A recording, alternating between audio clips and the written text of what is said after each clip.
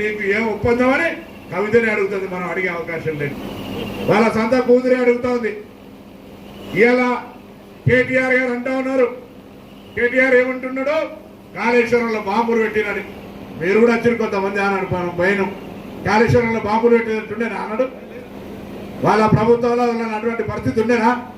ఇలా కేటీఆర్ అడుగుతున్నట్టుగా కాళేశ్వరంలో గల బాంబులు పెట్టినట్టయితే కేటీఆర్ మాటను ఒక పిటిషన్ గా తీసుకొని నేను గౌరవ ముఖ్యమంత్రి గారిని కోరుతా ఉన్నా, సిబిఐ విచారణ చేయించండి, లేదా ఇతర ఏ ఏజెన్సీతో విచారణ చేయించి. ఎందుకంటే కాంగ్రెస్ పార్టీపై అపనింద మోపుతా ఉన్నాడు.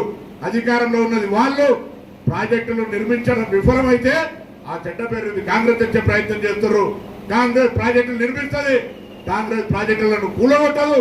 ఇది కాంగ్రెస్ చరిత్ర అనే మాటని సందర్భంగా మనవి చేస్తూ నేను ముఖ్యమంత్రి గారిని అందరి చప్పట్ల ద్వారా కోరుతా ఉన్నా, ఆ మాటల్ని విచారణకు ఆదేశించండి, లేదా కేటీఆర్ ఆ మాటలు ఉపసంహరించుకోవాలని డిమాండ్ చేస్తూ మరొకసారి రాబోయే స్థానిక సంస్థల ఎన్నికల్లో